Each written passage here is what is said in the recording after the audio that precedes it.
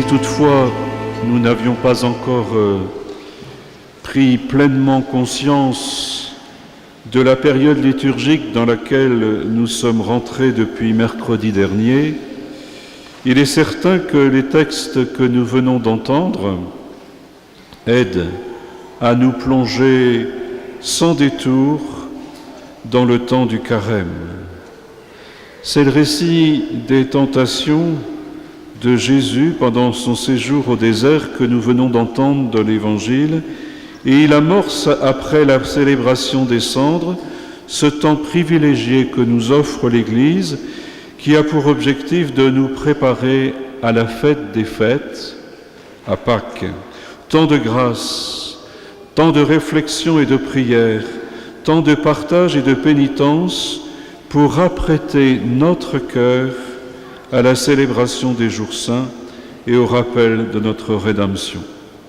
Temps d'une conversion, d'un retour vers le Seigneur toujours à vivre, temps qui, comme nous le rappelle la liturgie, doit se vivre sous le mode du combat. En effet, les premiers mots qu'au début du carême nous entendions dans l'antienne du psaume invitatoire de l'office du mercredi des cendres étaient ceux-ci: les yeux fixés sur Jésus-Christ, entrons dans le combat de Dieu. Et s'il y a combat, frères et sœurs, il est nécessaire de parler d'un ennemi à vaincre, d'un objectif à atteindre, d'armes à utiliser et d'alliés à trouver.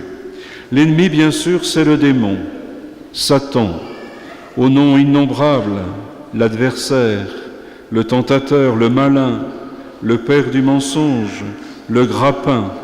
On le voit doublement à l'œuvre dans les textes de ce jour. D'abord dans l'Évangile où, sans se dissimuler, il s'attaque à Jésus en vain. Et aussi dans la première lecture où il vient troubler la femme et amène Adam et Ève à poser le premier péché, le péché originel. Péché originel, certes, mais pas tellement original, puisqu'en définitive, il rejoint nos propres péchés personnels, dont la racine est bien souvent la même, le désir de se mettre au centre du monde, d'être sa propre référence, d'être son propre Dieu. Avec Adam et Ève, comme avec nous d'ailleurs, c'est un ennemi qui avance souvent un peu caché. Il n'est qu'à prendre le temps de lire sérieusement notre première lecture pour nous en rendre compte. Le travail du malin, de Satan, est de semer le mensonge ou au moins des contre-vérités. Ce qui d'ailleurs dans notre époque peut nous faire penser à bien des choses. Et si possible, eh bien il le fait par petites touches, discrètement, pas d'un coup, avec un grand mensonge qui paraîtrait évident et que l'on verrait venir à des kilomètres, mais en insinuant des choses qui nous amènent finalement à douter, ce qui le réjouit au plus haut point. À Ève, par exemple, il n'assène pas un mensonge énorme, non, il se contente d'insinuer en elle le doute, l'envie, le désir et évidemment l'orgueil. Regardons-le agir. C'est important parce qu'avec nous, bien souvent, il continue à faire de même, à utiliser les mêmes ficelles. Que nous dit notre récit ? Satan dit à la femme, « Alors Dieu vous a dit, vous ne mangerez le fruit d'aucun arbre du jardin. » Voilà une belle tactique, un petit mensonge, juste un petit détournement de vérité, ou plutôt, c'est encore plus subtil, la généralisation d'une recommandation que Dieu avait véritablement faite. Il s'approprie la parole de Dieu, mais il s'approprie pour la détourner à son profit. D'ailleurs, dans un premier temps, Ève réagit bien. Elle récite la loi, cette loi qu'elle a acceptée avec Adam sans broncher. Nous mangeons les fruits des arbres du jardin, mais pour celui qui est au milieu du jardin, Dieu a dit, vous n'en mangerez pas, vous n'y toucherez pas, sinon vous mourrez. Voilà une réponse qui, sans aucun doute, déplaît grandement au démon qui, lui, s'est mis en dehors de l'amour de Dieu, justement à cause de sa désobéissance. Alors, sans se fâcher, sans paraître d'ailleurs se poser en ennemi de Dieu, il insinue seulement que peut-être, Dieu a voulu tromper Adam et Ève et qu'ils sont bien bêtes s'ils prennent pour argent comptant ce qui vient de leur être dit. Pas du tout, dit-il, vous ne mourrez pas, mais Dieu sait que le jour où vous en mangerez, vos yeux s'ouvriront et vous serez comme des dieux, connaissant le bien et le mal. Et là encore, la vérité se mêle au mensonge, parce que si on lit le reste du texte, de fait, Adam et Ève ne meurent pas, au moins physiquement. Et nous connaissons la suite. La femme s'aperçut que le fruit de l'âme devait être savoureux, qu'il avait un aspect agréable et qu'il était désirable parce qu'il donnait l'intelligence. Elle prit de ce fruit et en mangea, elle en donna aussi à son mari et il en mangea. Tout le travail de sape du démon tient en cela, insinuer des demi-vérités ou des mensonges qui ont l'air de la vérité parce qu'on est prêt à les entendre et qu'on est prêt à les prendre pour argent comptant. Et n'est-ce pas ce dont nous sommes témoins dans notre propre vie?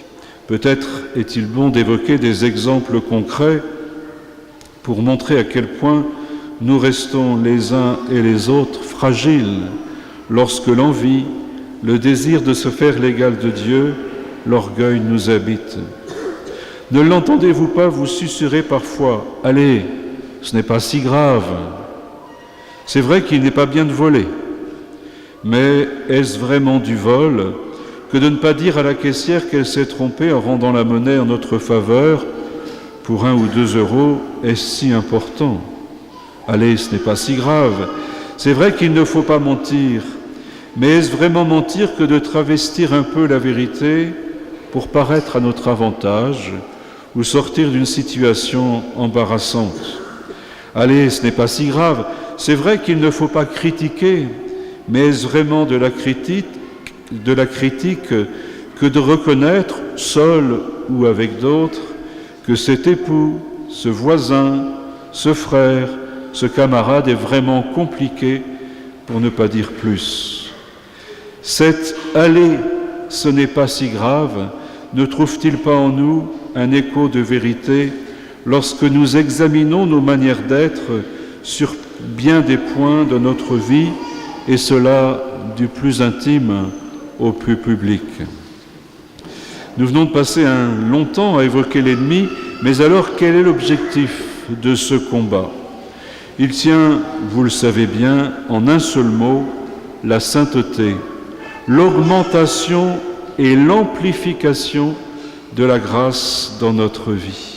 C'est finalement le message de saint Paul dans la seconde lecture de ce jour, qui se conclut par l'annonce de la justification de la multitude grâce à l'obéissance de Christ au projet du Père.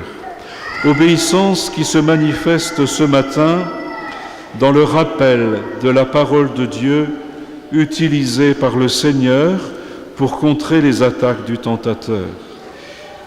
Et si par nous croyons, nous pensons que l'objectif est inatteignable à cause de nos limites et de nos péchés, eh bien repensons à ce verset de saint Paul que la liturgie ne cite pas, mais qui conclut le chapitre 5 de la lettre aux Romains, dont nous venons d'entendre un large extrait. Et ce chapitre, il termine quasiment comme cela: là où le péché s'est multiplié, la grâce a surabondé. Des mots qui doivent nous remplir d'espérance et d'assurance que l'objectif, avec l'aide de Dieu, peut être atteint. Après l'ennemi et l'objectif, il est maintenant nécessaire de parler des armes. Outre celles que décrit saint Paul dans son passage de la lettre aux Éphésiens sur le combat spirituel, c'est-à-dire le bouclier de la foi, la cuirasse de la justice, le casque du salut, le glaive de la parole, le ceinturon de la vérité, il y a encore bien sûr celle que nous propose l'Église, à la suite du Christ et d'une manière toute particulière en ce temps de carême, le jeûne et la prière. Mais aussi le sacrement de la réconciliation. Et c'est là une arme puissante, maniée avec dextérité par le Seigneur, afin de couper le lien souvent trop intense que nous entretenons avec le tentateur. Vous n'épuiserez jamais votre curé et les prêtres de passage en recourant à une telle arme qu'ils sont tant heureux de manier avec le Seigneur. Dieu veut répandre sur vous sa grâce, il ne tient qu'à vous d'ouvrir votre cœur et de la laisser faire son œuvre en vous. Et dans ce combat, frères et sœurs, nous ne sommes pas seuls, nous avons des alliés. Ces alliés, ce sont chacun et chacune d'entre nous, car nous devons prier les uns pour les autres, afin de nous aider et nous soutenir dans ce combat. Et dans chaque petite bataille gagnée par l'un de nous, c'est une victoire pour tous. En sommes-nous bien conscients? Chaque petit effort, chaque petit refus de la séduction du démon va faire grandir en sainteté non seulement celui ou celle qui le vivra, mais aussi votre communauté autour de son pasteur. Alors, frères et sœurs, courage! Voilà un combat enthousiasmant. Je laisse à votre curé la joie d'en découvrir le résultat au terme de ce carême. Amen.